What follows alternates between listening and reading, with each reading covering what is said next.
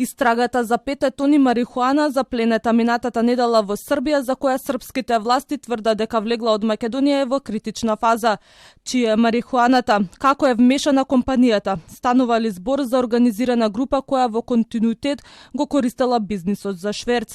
Премиерот Христијан Мицкоски порача дека јавноста треба да почека на резултатите од истрагата. А од каде знаеме дека поминало од Македонија? Така тие тврдат. Па да се воздржиме од било какви тврдења.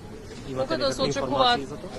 Јас би се воздржал од било какви тврдења додека истрагата не даде резултати. Тие резултати ќе дадат одговор на многу од овие информации кои што се информации, но голем дел се дезинформации.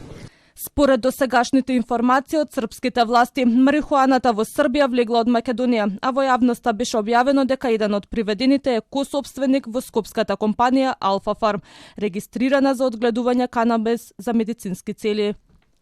Во непосредна близина зад мене се наоѓа фирмата која добила лиценца за работа, а такви лиценци добиле уште 60 други фирми, а 18 биле одбиени.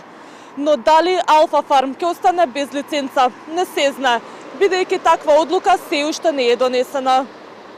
Пред 2 дена од обвинителството за гонење организиран криминал и корупција информираат дека е оформен предмет и дека веќе се разменуваат информации со српските обвинителски органи. Министерството за здравство во координација со Министерството за внатрешни работи извршило вонредна контрола во компанијата, но засега не соопштува детали. Министерот Алиу најави законски измени со цел дополнително регулирање на дејноста, посочувајќи дека во постојниот закон биле детектирани одредени слабости. Овој тип на злоупотреби знаеме веќе во реално време да го детектираме и да имаме активности како што ги имаме во моментот заедно со МВР, и се надевам дека ќе се намали. Тие се процеси кои што мора да ги следиме. Од дел од фирмите што легално произведуваат канабис за медицински цели пак велат дека до нив не стигнала официјална иницијатива за промена на законите.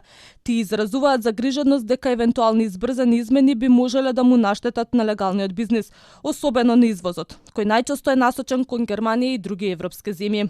Меѓу легалното производство и шверцот, бизнисот со марихуана се претвори во тема податлива за контроверзи и постојани политички обвинувања.